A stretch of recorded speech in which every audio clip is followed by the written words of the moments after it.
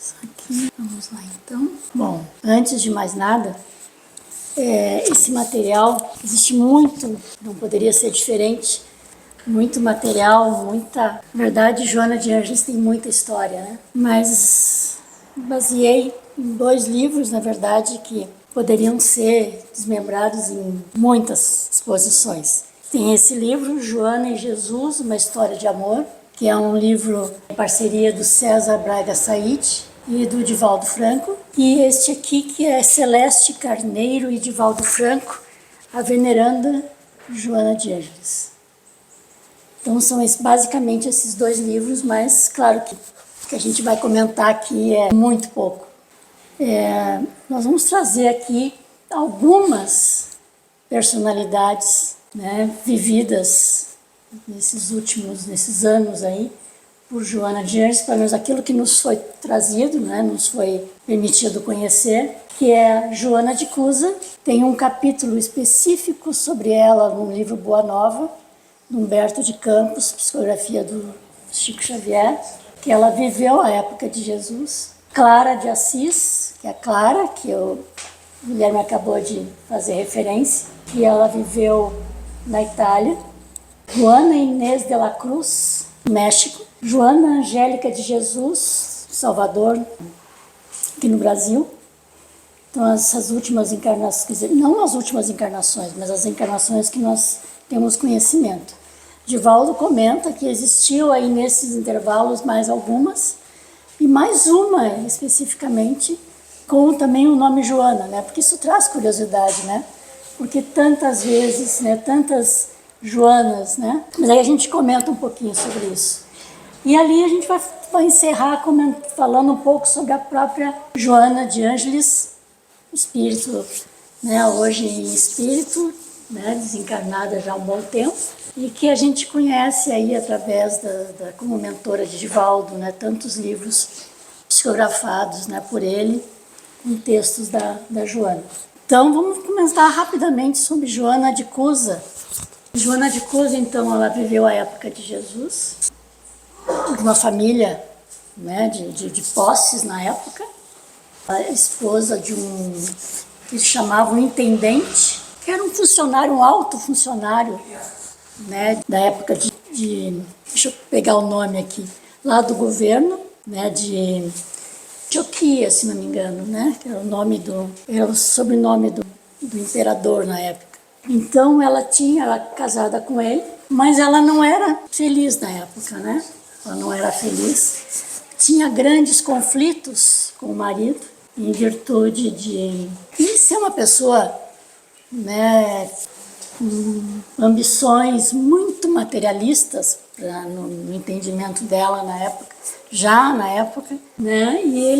Então existia essa grande dificuldade entre eles. Num determinado, ela estava junto com uma das suas escravas, né? Suas servas, já que era uma família de grande posses na época.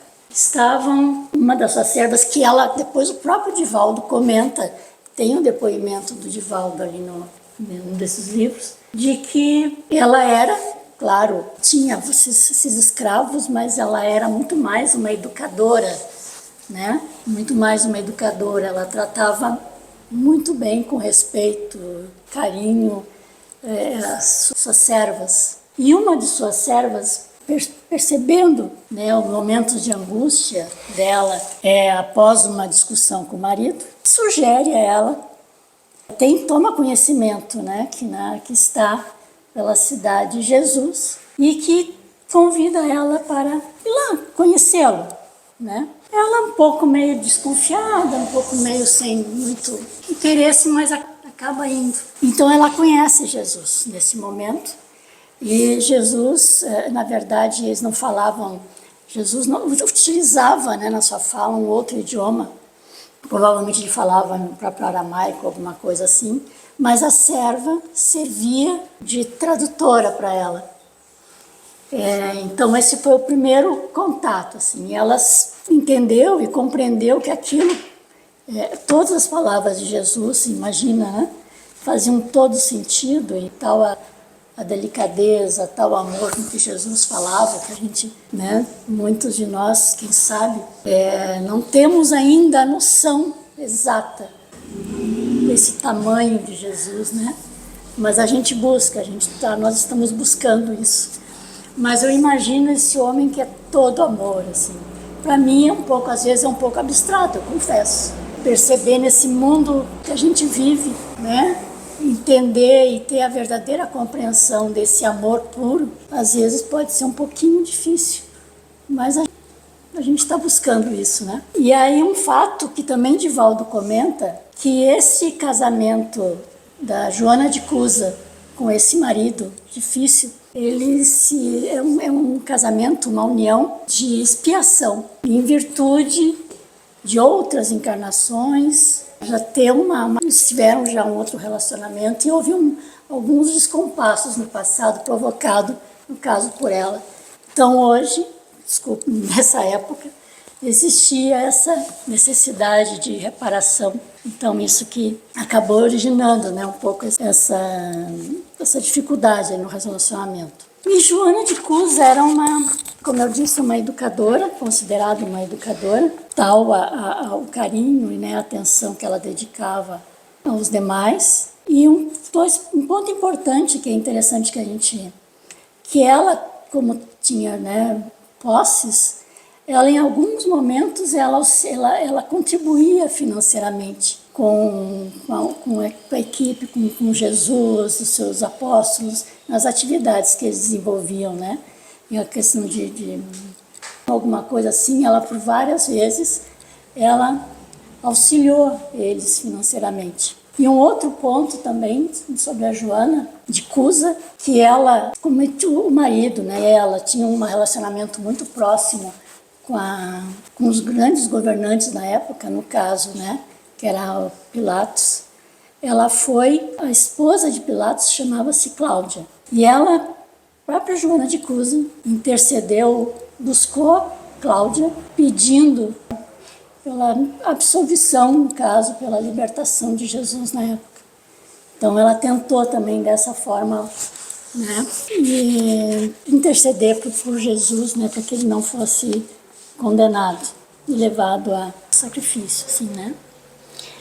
E o outro ponto importante, que eu já estou preocupada com o nosso horário, porque estamos na primeira Joana, que Joana de Cusa, como conta no próprio livro, né, do Boa Nova, que é interessante, quem puder dar uma lida, ela foi, por ser seguidora do Cristo, né, na época das perseguições aos cristãos, ela foi queimada junto com seu filho, um dos seus filhos, ela tinha 2 filhos na época, ela foi queimada no circo, né, como infelizmente acontecia naquela época, né? E o próprio Divaldo narra através de depoimentos da própria Joana de Ângeles para ele posteriormente, de que esse filho que foi queimado com ela o Nilson, foi um dos, junto com Divaldo, que criou a Mansão do Caminho e acompanhou junto com Divaldo, né, todos esses últimos anos, esses anos aí de trabalho, né, todo humanitário. Então, Nilson foi esse filho que foi queimado junto com ela. E ela tinha um outro filho, que não consta, que na história não narra, mas que esse outro filho da Joana de Cusa era Divaldo, né? Era o próprio Divaldo Franco. Então, vamos passar para a Clara de Assis. Então, deixa eu pegar aqui. Antes de introduzir, falar da Clara, é impossível falar de Clara sem falar de Francisco, né?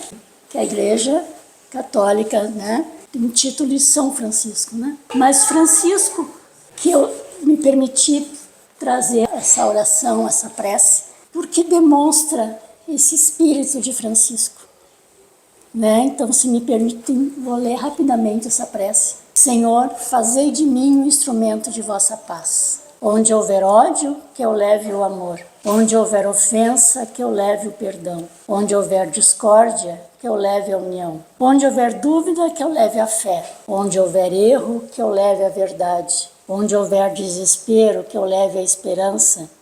E onde houver tristeza, que eu leve a alegria. Onde houver trevas, que eu leve a luz. Ó Mestre, fazei que eu procure mais consolar que ser consolado, compreender que ser compreendido, amar que ser amado, pois é dando que se recebe, perdoando que se é perdoado, e é morrendo que se vive para a vida eterna.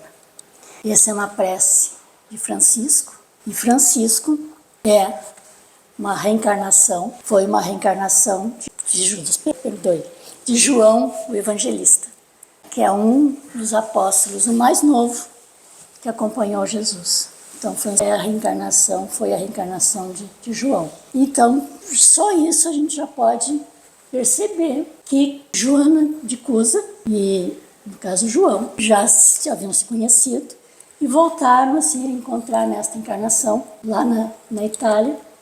Então, Francisco, Clara de Assis, assim como Francisco também era de uma família abastada na época, né, de comerciantes, e ela, seguindo mais ou menos os próprios passos de Francisco, mas ela especificamente, ela se sentia, até em função também do incentivo, né, do exemplo da mãe, que era uma mãe também muito caridosa na época.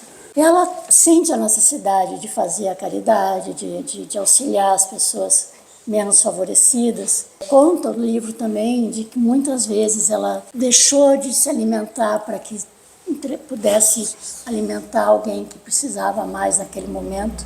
Então, Clara de Assis já tinha também, já apresentava desde muito jovem essa vocação para o bem. E por que não dizer essa vocação, esse amor a Jesus, assim como Joana de Cusa. Então ela acompanha, ela segue, mesmo contra a vontade da família, ela segue Francisco.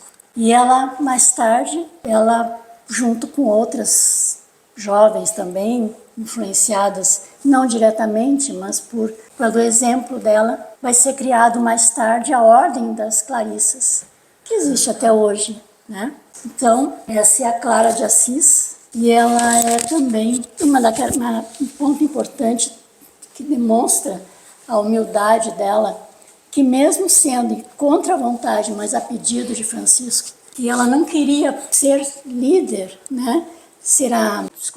Coordenar essa ordem das Clarissas, ela queria ser apenas mais uma freira como as demais. Mas, segundo Francisco, era importante para ela, para as demais, a liderança dela, né? Mas mesmo assim, mesmo se tornando abadesa, no caso ela, um exemplo de humildade, foi lavar os pés das demais freiras, porque ela entendia, que é interessante falar, que até eu vou ler esse pequeno trecho para não deixar passar, que para ela, para Clara de Assis, o líder deve ser um autêntico servidor, deve dar exemplos de amor aos liderados e não de apego a cargos e funções sempre transitórias. E houve um caso também, para ilustrar um pouco mais a Clara de Assis, que houve tentativas, por 2 vezes, tentativas de invadir o convento e uma outra vez invadir a cidade de Assis. E ela, nas 2 vezes, ela se colocou à frente para defender, né, tanto o convento, defender as freiras, na verdade, e defender em outro momento através da cidade. E ela obteve sucesso, né? Então, vamos passar aqui para Juana Inés de la Cruz. Essa encarnação foi no México. Juana Inés de la Cruz, se vocês fizerem uma pesquisa no Google, ela é considerada uma das maiores poetisas do México. E ela é interessante, pontos assim, né? Que ela, com 3 anos de idade, ela pediu, escondido da mãe, pediu para a professora de uma das irmãs que ensinasse a ela o que mesmo que ensinava a irmã. Aos 7 anos, ela já sabia ler e escrever.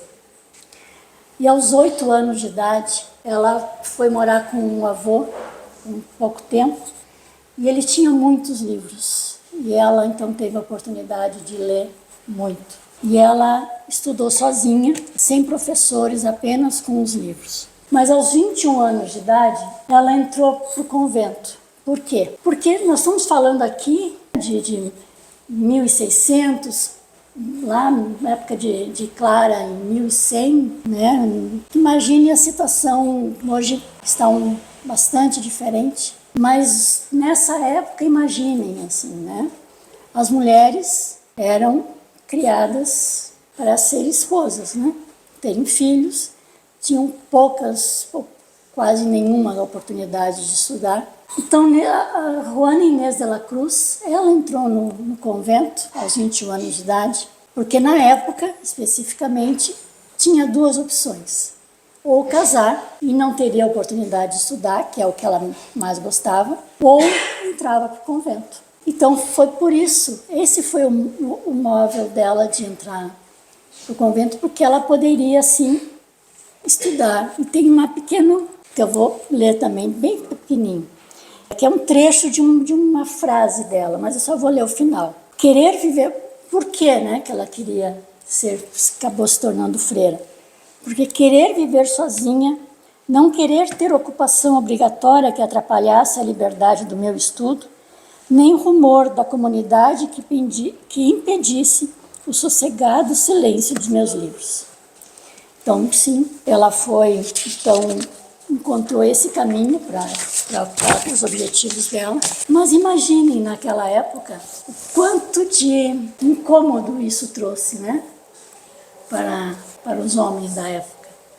Então, isso trouxe algumas perseguições, algumas situações bastante complicadas, assim, bastante sérias para ela, e que ela teve que, em um determinado momento, se desfazer de todos os seus livros. E junto, próximo a isso, houve uma peste no México, uma grande peste. E ela decidiu, naquele momento, que ela deveria, então, se dedicar a cuidar dos doentes. E aí foi quando ela realmente partiu desse momento de estudo, né, que ela via muito sozinha, né, enclausurada, mas ela então parte para auxiliar as pessoas doentes e ela acaba adoecendo no mesmo ano e desencarnando em função disso. Vamos lá rapidamente então na Joana Angélica de Jesus. Esta foi 1762 a 1822. Ela foi a encarnação dela aqui no Brasil, em Salvador, na Bahia. Na época da independência do Brasil, ela trabalhou. E alguma coisa interessante antes que eu parta. A Joana Angélica de Jesus, ela entrou no convento, entrou na ordem das Clarissas, a mesma ordem que ela ajudou a criar enquanto era Clara de Assis. E ela, o objetivo, né, o trabalho realizado nesse convento era atendimento às mulheres sofridas por inúmeras situações que naquela época, né, eram até encaminhadas ao convento por inúmeros motivos, né, que era uma questão bastante... Mulheres depressivas, desesperadas por situações ocorridas, inúmeras situações, e que acabavam indo para o convento. E lá, então, era mais ou menos a atividade principal, e é essa que a Joana Angélica de Jesus se dedicava a essas mulheres. Mas aconteceu na época da independência do Brasil que os portugueses, por um acordo mal resolvido, os portugueses se revoltaram na época. E eles invadiram muitas casas, destruíram locais, comércios e tentaram invadir o convento da Lapa, que era esse convento lá de Salvador, onde residia Joana Angélica de Jesus. E mais uma vez, repetindo a história lá de Clara de Assis, a Joana Angélica vai para frente do convento para impedir que os soldados que tentavam entrar no convento, né, para violentar, abusar das freiras, ela se pôs à frente tentando impedir. Infelizmente, nesse momento, nesse ato, ela foi assassinada pelos portugueses. Mas conseguiu esse ato de se colocar à frente e impedir, permitiu que as freiras, através de túneis que existiam na época, fugissem para um outro convento. E ela salvou, então, a vida dessas mulheres. Mais uma vez, ela morreu, né, deu a sua vida ao amor a Jesus, né, isso é uma trajetória muito comum, né, nessas encarnações de Joana de Ângeles, que é esse amor a Jesus e a defesa, esse ser mártir, né, acaba se tornando mártir, né, para defender os outros. Aí vamos, Joana de Ângeles. Joana de Ângeles, ela é um pouco mais, né, próxima a nós, porque nós convivemos, vamos dizer assim, com ela através da literatura que o Divaldo nos traz, através das todas as mensagens, centenas de livros psicografados pelo Divaldo, através das mensagens da Joana. Então, Joana de Ângeles é mentora do Divaldo, mentora espiritual do Divaldo. O próprio Divaldo comenta que a primeira vez que ele percebeu a presença da Joana de Ângeles, ele tinha em torno de 4 anos de idade. Então, calculemos, né, que lá desde 1931, mas possivelmente, certamente muito antes, ela já o acompanha até hoje. Então, e aí, Joana, um ponto bastante interessante também, que quando Joana desencarnou na sua última encarnação, ela recebeu o convite para participar e para integrar a falange do Consolador Prometido, que foi todo esse movimento, né, que Kardec codificou toda a doutrina espírita, trouxe para nós aquela história maravilhosa assim, que nos permitiu conhecer o Espiritismo, né, e a vida no mundo espiritual. Então, Joana de Ângeles, ela foi convidada a fazer parte dessa equipe e tem no Evangelho segundo o Espiritismo, né, esse livro aqui que nos acompanha sempre, tem 2 mensagens ditadas por Joana de Ângeles e ela assina como um espírito amigo. Rapidamente, então, só para nós encerrarmos, não vou ler tudo, lógico, mas uma das mensagens é certamente uma das mensagens que eu acho que posso dizer aqui que mais nos toca, que é a paciência, que está lá no capítulo 9, bem-aventurados os que são brandos e pacíficos. Então, é assinado por um espírito amigo, esse espírito amigo é Joana de Ângeles. Então, rapidamente aqui, a dor é uma bênção que Deus envia a seus eleitos. Não vos aflijais, pois, quando sofrerdes. Antes, bendizei a Deus onipotente, que pela dor neste mundo vos marcou para a glória no céu. Sede pacientes, a paciência também é uma caridade, e deveis praticar a caridade, a lei de caridade ensinada pelo Cristo, enviada de Deus. A caridade que consiste na esmola dada aos pobres é a mais fácil de todas. E aí, continua. Então, capítulo 9, a paciência, nos bem-aventurados que são brandos e pacíficos. E uma outra mensagem assinada por ela também no Evangelho segundo o Espiritismo, que é assinada por um espírito amigo, dar-se-á aquele que tem. Eu só peguei um trechinho. Ânimo, trabalhadores, tomai dos vossos arados e das vossas charruas, lavrai os vossos corações, arrancai deles a cisanha, semeai a boa vontade que o Senhor vos confia, e o orvalho do amor lhe fará produzir frutos de caridade.